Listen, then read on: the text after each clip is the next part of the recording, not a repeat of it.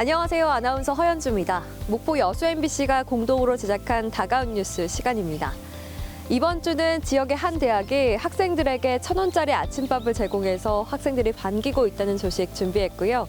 돼지고기 폭락으로 농민들이 어려움을 겪고 있다는 소식 준비했습니다. 함께 보시죠.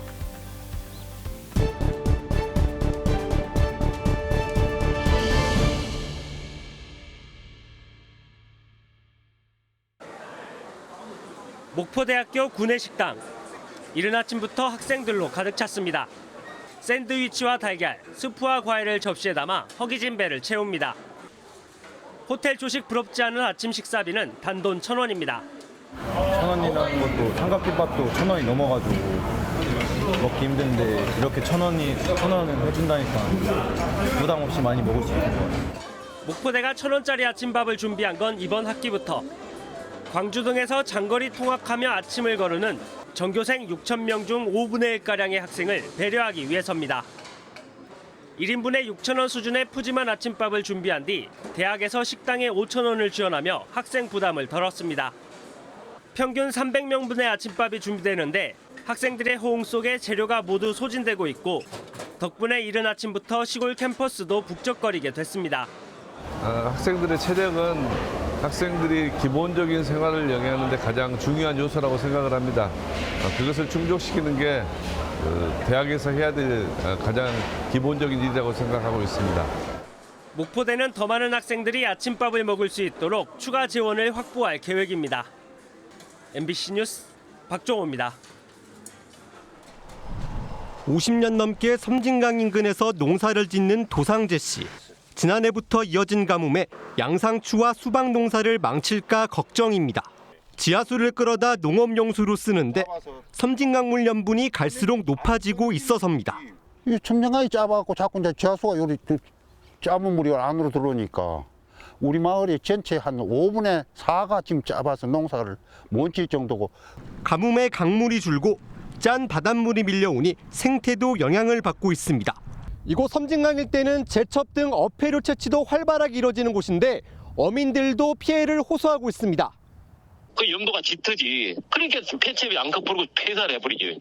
바다가 뒤부른 게 이제 저 위에까지 낙지가 든데를 잡히고 감생이가 더 말할 것도 없고 진작 잡히고. 심각한 가뭄으로 여수광양 국가산단 가동까지 차질을 빚을 상황에 놓이자 윤석열 대통령은 비상시 섬진강물을 공업용수로 활용하는 방안을 준비해달라고 주문했습니다. 하지만 농어민들이 한국수자원공사의 염해 대책 마련과 협의체 구성 등을 강하게 요구하고 있어 당장 실효성 있는 대안이 될지는 지켜봐야 합니다. 이런 가운데 광주 전남 최대 식수원인 주암댐 저수율은 20%, 저수량도 1억 톤 밑으로 떨어졌습니다. 댐 저수량은 운영을 시작한 1991년 이래 역대 최저치를 기록하고 있습니다. 가뭄 대책들을 지속적으로 유지를 하고 또 시민분들께서 이제 용수 감량이라든지 그 실생활 속에서 쓸 수 있는 물제락 그 캠페인이라든지 이런 부분들을 같이 병행하고 당분간 큰 비 소식까지 없어 정부 지자체의 적극적인 절수동참 홍보와 물관리 대책 마련이 필요해 보입니다. MBC 뉴스 유민호입니다. 지난달 6일 순천시 매곡동의 한 아파트 단지 옥상. 건물 외벽을 출입구 모양으로 잘라 철거하는 작업이 한창입니다. 주민들은 당시 갑작스런 굉음이 들렸는데도 아무도 공사의 정체를 몰라 당황스러웠다고 말합니다. 굉음 소리와 함께 아파트 전체에 울림 소리가 나서 관리실에 확인해 보니까 무슨 내용인지도 잘 몰라요. 알고 보니 굉음의 정체는 아파트 외벽에 구멍을 뚫어 최상층 세대와 옥상을 연결하는 출입구 설치 공사였습니다. 최상층 세대가 옥상 테라스 일부에 접근할 수 없다며 3년 전부터 시공사에 출입구 설치 공사를 요구해왔는데 최근 그 공사가 주민들 모르게 시작되고 있었던 겁니다. 하지만 최상층 세대주가 요구하는 출입구는 아파트 설계 도면에 없는 시설인 것으로 나타났습니다. 또 아파트 외벽은 일반적으로 한 세대의 소유가 아닌 공용 부분입니다. 주민들은 해당 세대가 몰래 공용 재산을 훼손해 도면에도 없는 시설을 공사하고 있었다며 분통을 터뜨리고 있습니다. 아파트는 공동주택인데 저희 80몇 세대를 무시한 한 세대를 위한 공사는 아니잖아요. 그리고 원래 그게 설계 도면에도 없던 문이란 말이죠. 심지어 해당 작업은 건물 무게를 지탱하는 내력벽을 철거하기 때문에 공사 전 아파트 소유주 3분의 2의 동의를 받아야 합니다. 주민들은 인테리어 공사라는 세대주의 말만 믿고 동의를 해줬었다며 황당함을 감추지 못하고 있습니다. 뒤늦게 상황을 파악한 주민들은 공사 동의 철회에 나서며 공사 허가 취소를 요구하고 있습니다. 주민들이 다수가 철회를 요구하고 있는 상황에서 주민들의 항의가 빗발치면서 지금은 잠시 공사가 중단된 상태입니다. 최상층 세대주는 옥상 테라스 사용을 위해 높은 평당가를 지불했기에 옥상의 모든 공간을 자유롭게 사용할 권리가 있다는 한편 해당 공사가 다른 세대에게 피해를 주진 않았다는 입장입니다. 한편 순천시청은 주민들이 공사 동의 철회에 나서는 등 갈등이 격화됨에 따라 해당 현장에 공사 중지 명령을 내렸습니다. MBC 뉴스 강서영입니다.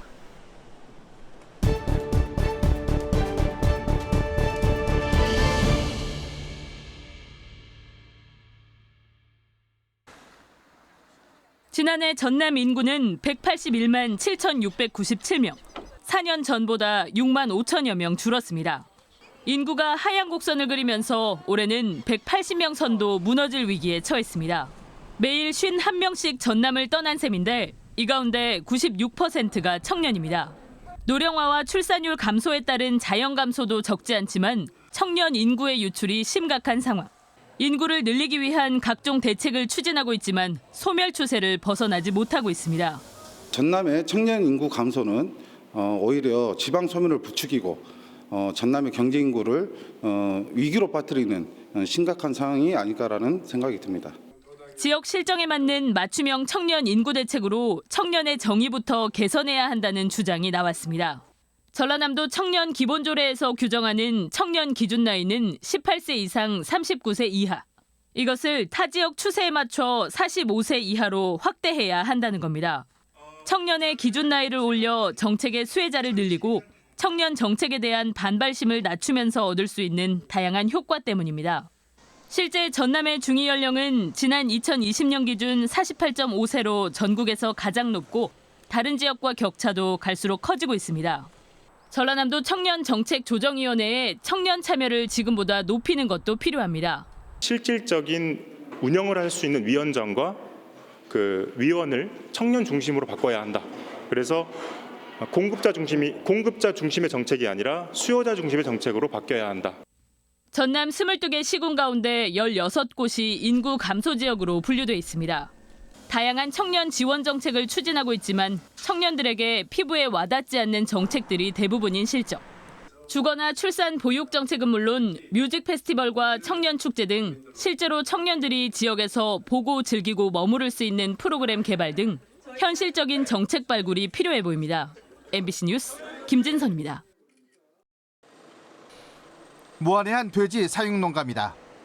우크라이나 러시아 전쟁 여파로 국제 곡물가가 급등하면서 돼지 사료값도 2년 새 배 가까이 뛰었습니다.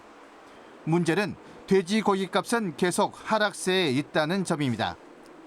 한때 1kg에 7,800원까지 치솟았던 도매 가격이 최근 4,300원대까지 떨어졌습니다.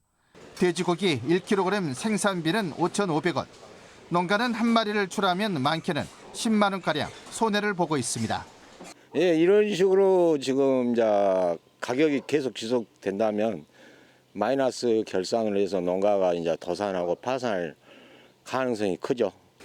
난방용으로서는 전기요금까지 최근 크게 올랐습니다. 사료 가격이 제일 문제예요. 그래서 2021년도부터 지금까지 한다면 평균적으로 한 59.8% 정도 사료비가 인상이 돼서 경영하는 데 상당히 힘들고 또 경기 침체로 소비가 위축된 가운데 한우 가격 폭락으로 대대적인 한우 할인 행사가 이어지면서 상대적으로 돼지고기 수요는 더욱 줄어들고 있는 모양새입니다.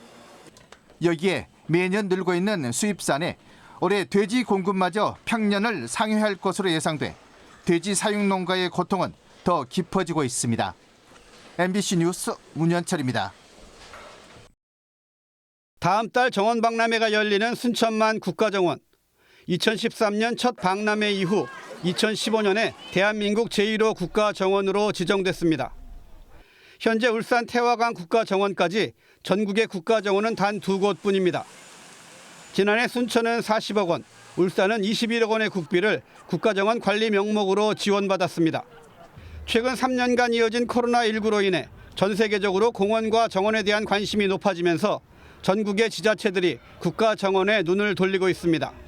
우선 대전과 세종이 제3호 국가정원에 도전하고 있고 충남 공주와 강원도 춘천 정선, 가까운 나주와 익산 등 40여 개 지자체들은 지방정원 조성을 추진하고 있습니다. 특히 산림청이 제시하는 국가정원의 요건이 크게 희소성과 적정성, 상징성이다 보니 순천만 국가정원이 갖는 의미는 남다릅니다. 이제 산속에 있는 산림에만 정책이 국한되는 것이 아니라 도심지 가까이에서 국민들 모두께서 직접 누릴 수 있는 그 산림 그리고 자연 환경, 요즘에는 도시 환경 재생 문제와도 맞물려서 정원 그리고 수목원에 좀 일찍부터 관심을. 순천시는 10월 말 박람회 폐막에 맞춰 박람회 사후 활용과 후방 산업 육성, 국가정원 운영 방향을 설정하기 위한 연구 영역에 착수했습니다. 정원 탐방선과 가든스테이, 그린 아일랜드와 오천 그린 광장 등 핵심 콘텐츠에 대한 박람회 이후 존치 여부는 물론 정원 박람회 정례화 가능성도 검토됩니다. 이번 정원 박람회를 계기로 순천시는 제1호 국가정원에 걸맞는 운영 방식과 기준을 세운다는 구상입니다. 국가정원 하면은 일단은 생태 도시라는 이미지가 먼저 떠오르고 다른 도시들도 이제 시대가 변하면서 생태 쪽으로 많이 관심을 갖는 추세거든요. 다른 지자체들도 저희 순천이 제일 먼저 선점했기 때문에 저희 순천에도 많은 관심을 갖고 계시는 것 같습니다. 순천만 국가정원이 이번 두 번째 국제정원 박람회를 통해 순천의 지속 가능한 성장 동력으로 자리 잡을 전망입니다. MBC 뉴스 최우식입니다.